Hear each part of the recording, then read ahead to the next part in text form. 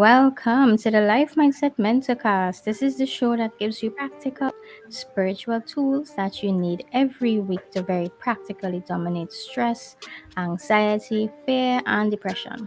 We will give you the basic components of a powerful mindset. We make it as easy as ABC for more life, more peace, and more power. I am your host, Lady Katura, spiritual master mentor, and co-hosting with me is the amazing. Zain and Fuego, the Christ pneumatologist in the house. And for those of you who don't, we are streaming from the beautiful Twin Island Republic of Trinidad and Tobago, which is in the Caribbean. So, in today's episode, we are touching on the topic of, are you being driven by societal expectations or by the will and purpose of Christ? This is a topic that is very, very, and I emphasize by saying very once more, important for every son of God to understand, because coming in Christ is not simply just stating or confessing that I am a son of God, and not just reading a Bible, and it's not just about the routine that sometimes we pick up religiously, but it has a lot to do, or rather it has more to do with it's entirely about walking in the name. And one of the things that is not commonly taught is that walking in the name means that you are no longer walking in the identity that you were living by before, which means that you can no longer subject yourself to what society expects from you as your purpose for life. So Zane, this topic here, I know this is something that we can uh take from many different angles. But because we only have about a half hour segment here, this is usually an episode that we do within the Patreon platform. So we decided that we'll throw this out for everyone, hear your thoughts, and so that you can see and experience more life, more peace, and more power in your life as well. So, Zane, on the topic of the societal expectations and living as on the purpose of Christ, many people are lost, not understanding what it does it look like, and this is causing anxiety and fear and so on. This causes stress, really and truly. And just today we were talking about this. What does a life in Christ really look like Hmm. as it relates to that? How do As you it relates, approach life? Yeah. as it relates to this, I think one of the things in particular that we could actually give some attention to as it relates to this is the difference between living for, let's say, for yourself, and Mm-hmm. in comparison to living for the collective. Right. I'll put it very simply like that. Are you living for yourself, or are you living for the collective? I think one in line with the title that you gave this episode, are you driven by societal expectations by the will and purposes of Christ? Mm-hmm. So in particular, some people may hear that and they are genuinely confused. Like, what is the difference? How does that apply to life? Right. And this is basically founded upon the whole idea that the societal expectations is that you make a life for yourself. Yeah. You're gonna live in to take care of your family, yourself. Right. You're not living to take care of yourself. You're not living to get your house, to get your vehicle. You build your family. You start your business. Mm-hmm. You make your money. Right. And that in particular is driven by usually many different reference points. And in our society, one of the main things in our society is social status. Hmm. Right? Identifying social status, right? Because the the entire the entire society that we live in is founded upon glamour and being seen from a particular perspective, where the acquisition of certain things pretty much earns you respect. Yeah, blessings and much love to Holy Sister Marianne Genki joining us. Hey sis, what's up? Marianne is in the house. Marianne is in the house. So we actually come up in a society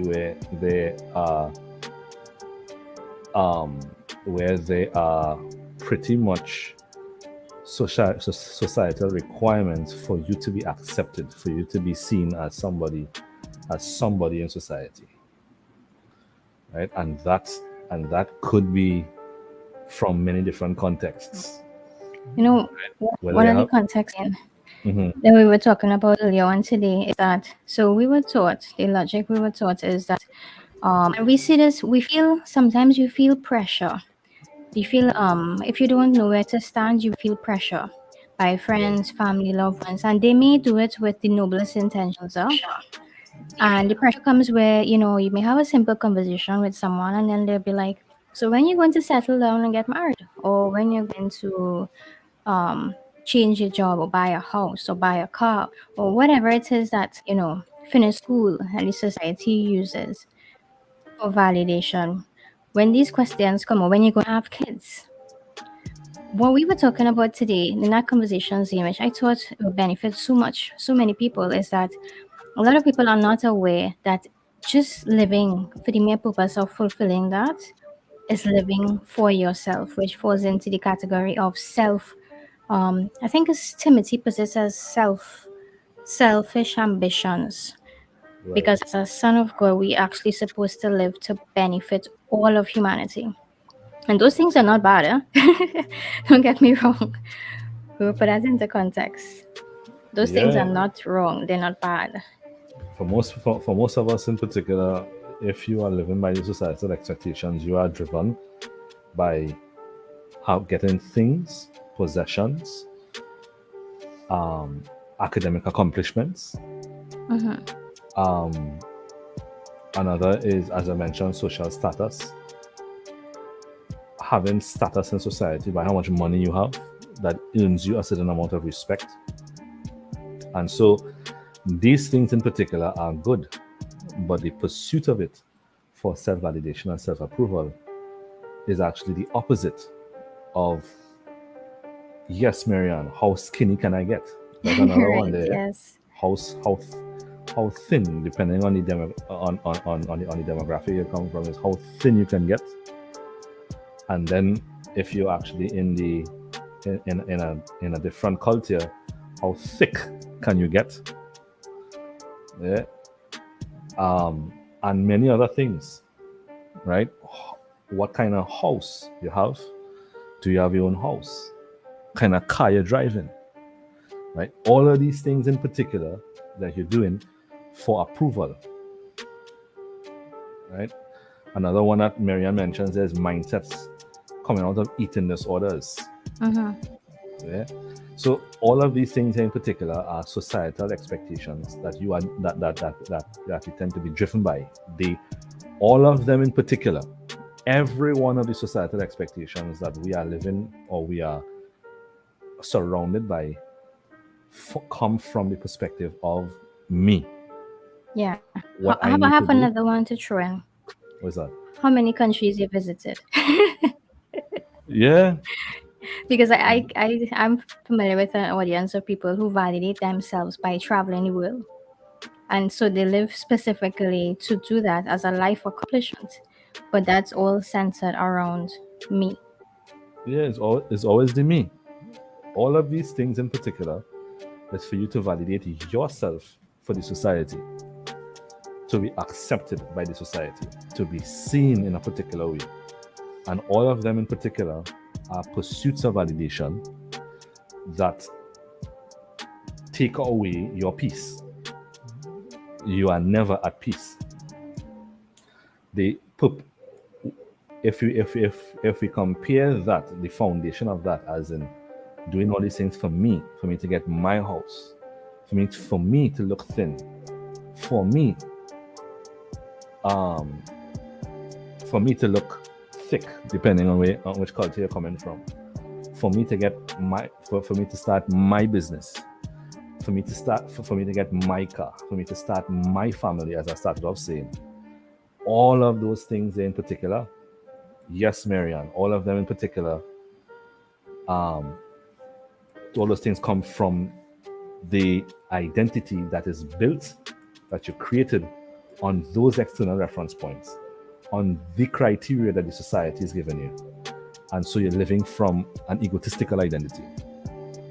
This in the scriptures, if you have never questioned these things before, if you've never questioned what it means to walk in Christ and to walk and to not walk in Christ, it's simply to stop the codependent lifestyle and come back to self existent identity. And the codependent lifestyle is the pursuit of self validation, whilst the self existent identity is an expression of your already given self validation. Mm-hmm. Self existent identity is where you have God validation. So the difference between societal expectations is it's all about you pursuing your validation, your approval. Whilst if you're walking in Christ, the purpose of Christ is the benefit of the collective. Let me just say that again, right?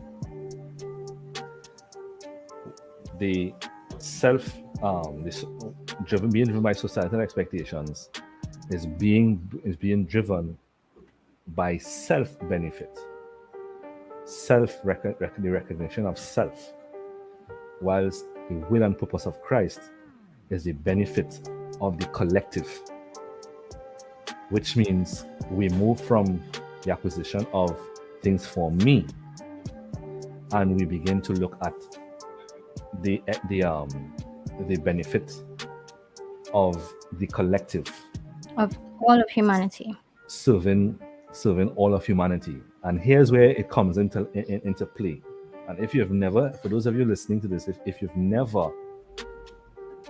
have never put this into perspective, Yeshua in his discourse with the Pharisees said it in his own way in quoting the Torah, and I am actually going to do what I'm going to do is put it in a way for our modern day understanding to grasp it.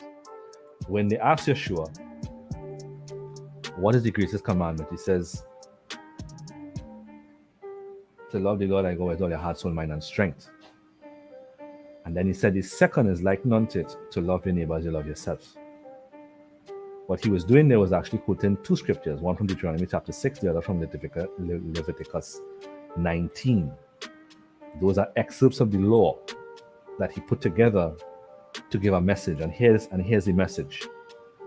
The Apostle Paul actually said it like this. He said, God is all and in all. And what most people don't understand is that serving God is not going to church. Because God is all and in all, therefore God is all of humanity. God's breath is in all of humanity. And God is also all of creation, what we call today the universe.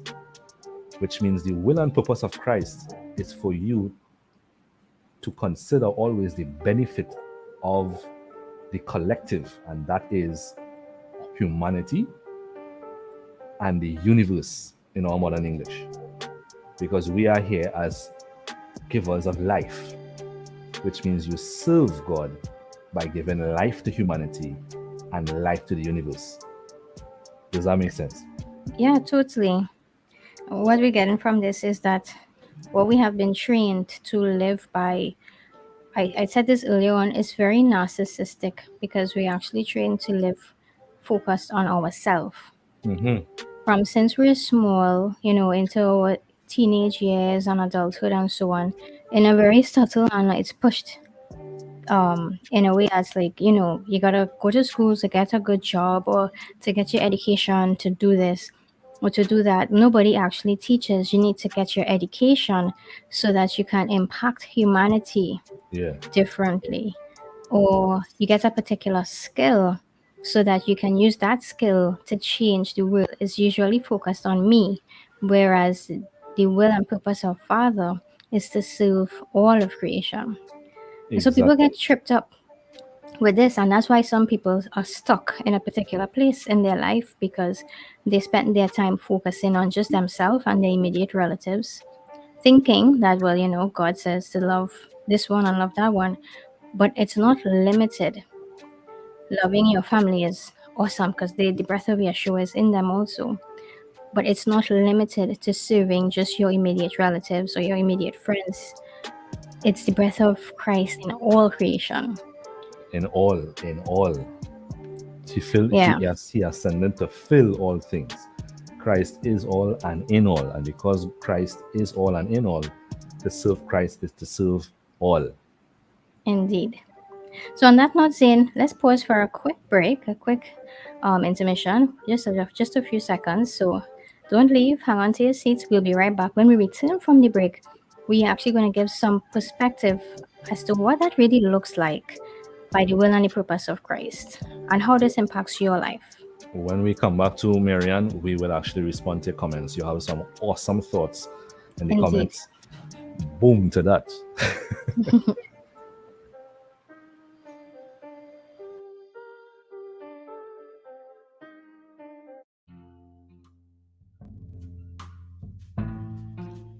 You are listening to the Life Mindset Mentorcast, the podcast that gives you the tools that you need every week to very practically dominate stress, anxiety, fear, and depression.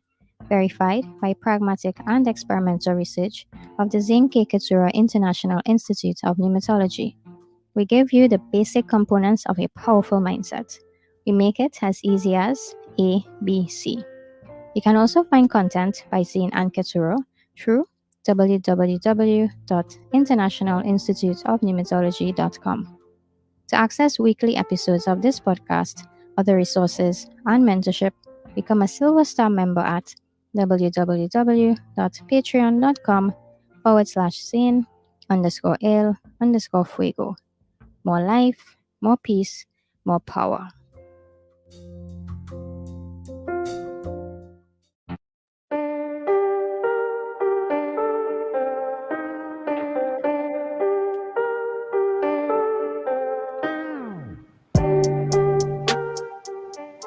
Okay, so first and foremost, let's check out what Marianne wrote in the comments section before we proceed.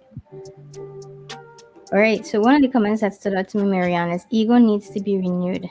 Its mindset needs to be transmuted, raised to a higher consciousness through meditation. It's so true as it relates to the ego, because a lot of what we do, and many of us may not be aware of it because we are just stuck in the matrix, but a lot of what we put emphasis and focus on is built on the ego, not knowing that we're doing that. And that's Yeah. where that's where anxiety and stress comes in, because you feel like you haven't reached a particular level or a particular place. And usually that standard is set by somebody who's using the dust as their approval. So Well, um people experience that with I had a conversation with someone once where they felt it as it relates to not having children. Felt disapproved because the emphasis is placed in the society on getting married and kids, buying a house, a car, and so on and so forth, and then eventually having grandkids and whatever the case is. And all of these things comes from the need to feel self-validated in the society. You want to say something? yeah, well, if you really look at it, right, there are two things in particular that I want to chime in on with regards to what Marianne adequately pointed out. Mm-hmm. Is that everything ego is based on is a codependent identity. Mm-hmm. If you pay attention to it, everything that you see that is actually of the ego, what people refer to as the ego, is really an identity or a logic that is based on codependent reference points, codependencies, Yeah. right? That they are really struggling and working hard to maintain, because if it's taken away from them, it pretty much leaves them powerless. Mm-hmm. And then Marianne said something there that the consciousness needs to be raised through meditation. And this is true, but I also want to actually add something on top of that. If we consider meditation, what meditation is basically meant to do is a means to an end. But the meditation in particular, if you really understand what meditation is about, is for you to let go all of the external reference points. Yeah. Which means if you're doing meditation correctly, it should bring you back to self-existing and to be freed and to be cut off cutting off all of those ties that you have to these things that you're using for self-approval and for self-validation, which is keeping you like a hamster on a wheel. So true. And what most persons don't really understand that. And so they do meditation, and as soon as they leave the meditation, then they fall right back into it.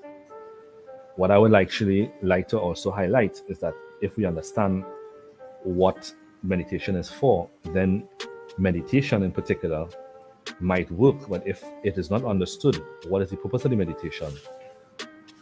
Because it's not intellectually understood what it is for, one can use meditation or not use meditation and methodically eliminate all of the external reference points and come back to self-existence and function from that as a life logic and not just through meditation. Does that make sense? Mm-hmm. Yeah. Yeah. And so what the meditation in particular, it helps, but you will always fall back into it because it is not taught that what you're really doing is actually getting into a state where you free yourself and free your mind of all the disconnections. And if you intellectually approach it and make decisions to move, if you intellectually approach it and make the decision to methodically cut off the external reference points and come back to the breath in you, to self-existent identity, you can live in it as a lifestyle. So now the purpose of the meditation has become your culture and your lifestyle. Exactly. And by the way, what I'm saying here is what discipleship in Christ really is. Not known in our modern day culture because of all of these different types of rules. And Marianne pointed out something in particular with regards to religion, where they actually have you beat yourself. And if you really look at it, as Keturah indicated earlier on, even the religion is a form of narcissism. Yeah. Because the focus is on you. I'm a sinner. I did wrong. I need Christ. It's not focused and centered on your breath in you to serve everyone. Right. So it's narcissistic. What you're basically doing is pursuing all of these things to prove yourself worthy, and then you're watching yourself.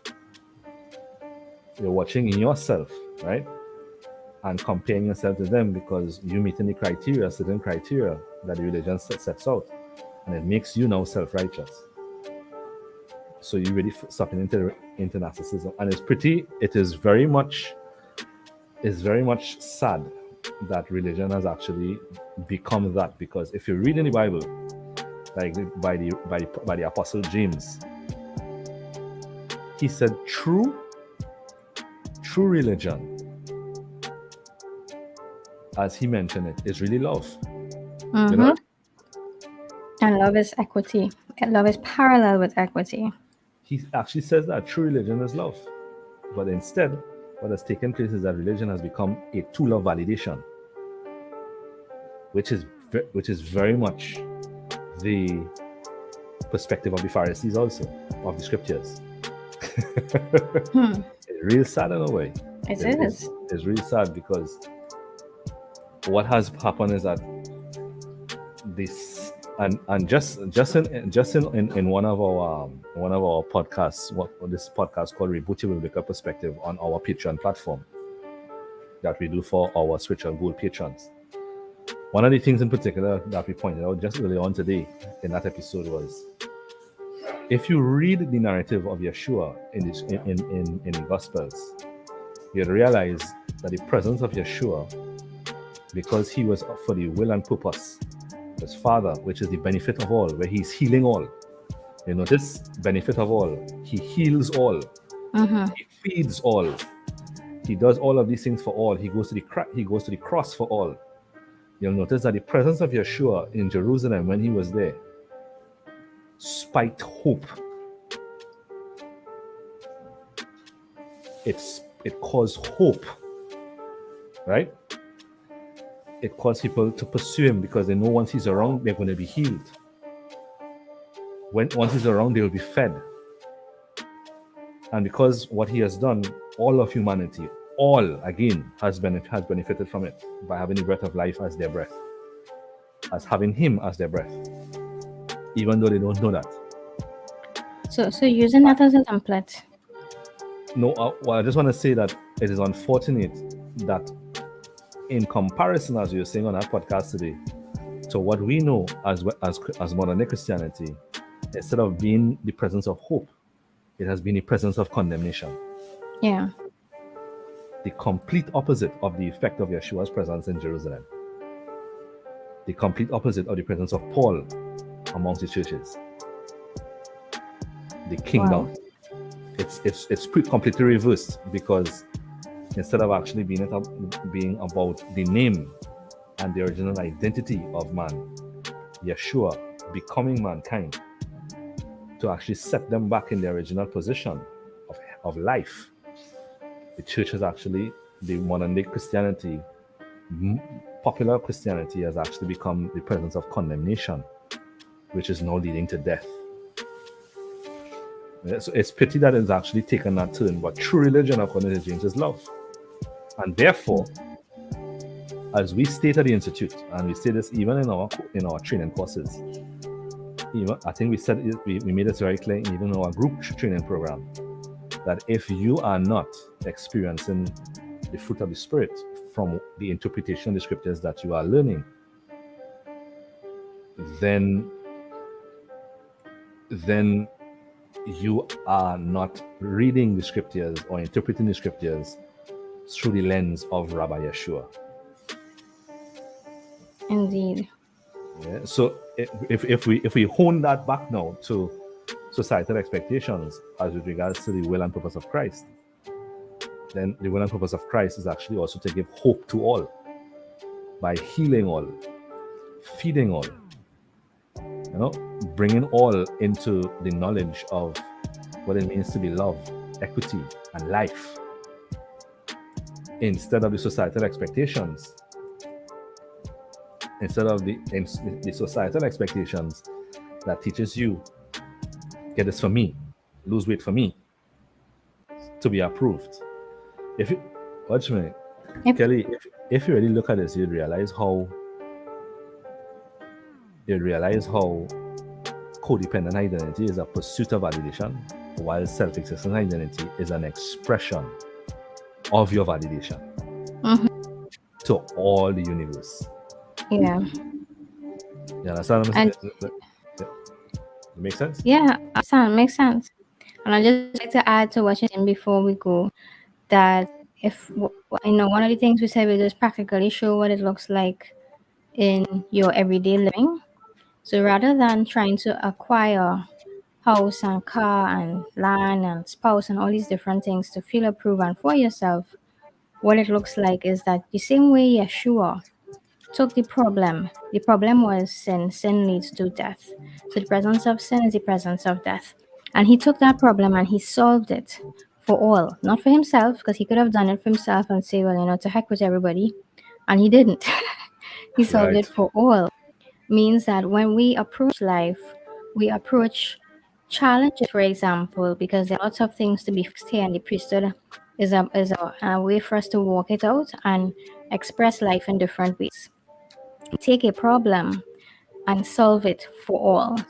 We take we take Wow. something where there's people are experiencing something unfortunate, and instead of looking for healing for yourself alone, you try to understand the healing so that you could give healing, give life. Instead of Boom. trying to instead of trying to make money to feed your family or to feed yourself, you consider what if I create an avenue or contribute to an avenue where I can now generate for more to experience that. You know? You're solving their problem. I like how you put that the priesthood is the source of the solution. And if you Yeah. function in the priesthood, you can choose any solution, apply the concept of the name, the principle of the name of God to it, and Hmm. solve it for humanity. And Paul says something in 1 Corinthians 8 and 9 in this context. He says that when you are serving all, you are like the ox that is grinding the corn for the entire community. And because you in particular are grinding the corn, the ox, he says the ox has more than enough to eat because he's creating it for the entire community. Indeed. Instead of the whole concept of, let me go get my house, my car. Mm-hmm. You want my social validation, my fame, my reputation. You understand? I love how you put that, because it is true. Solve the problems that is actually causing death mentally and death physically. You know, that's actually causing death in its many manifestations. You are carrying, if you're bearing the name Yeshua, you know, you know what Yeshua actually means? Yeshua is actually given to Mary to mean that he will save his people from, and, when Right. he, and that's what he does. He saves them from death. He saves them from death. Mm-hmm. Yeshua is also called the Prince of Peace. You understand what I'm saying? Yeah. So yes, So it's Yeshua a is immortality, Marian. Yeshua is immortality. So go ahead, so it's Kelly. a Sorry, let's just chime in on what you're saying. no, that's an excellent thought. I love how you paraphrased it too. So it's a humanity. So basically, and in conclusion, our life as sons should not be centered around ourselves, but the purpose of Christ means the purpose of all of humanity, because the breath is breathed into all. Yeah. So this this brings us to the end of today's episode. This is the Life Mindset Mentacast. We usually do share these episodes on Patreon for our Shining Star members. If you would like to show us support and contribute to the continuation of what we're doing, we encourage you to jump across the Patreon and become a member. Any one of the tiers that Father has put on your heart, and we really would appreciate it. In this particular podcast, we give you practical spiritual tools that you need every week to very practically dominate stress, anxiety, fear, and depression. All of these things that we're discussing here contribute to that mindset. And that's a tree that bears those types of fruit. And so we give you the basic components of a powerful mindset. We make it as easy as we did today. As you saw, it was straightforward and simple for more life, more peace, and more power. Before we go, we encourage you to stay tuned. Later on, we have the Happy O'Clock podcast. Happy And o'clock. there's a special author that is going to be interviewed by our precious master mentor, Patty Sutton, and master mentor is Patty Sutton and Shelly Ann Pierre. Yeah. And Loretta Finley will not be with us in this particular episode, but we encourage you to stay tuned for that. You do not want to miss it. So I am your host, Lady Katura, spiritual master mentor, and my amazing co-host. Zenel Fuego, the Christ pneumatologist. Boom in the house.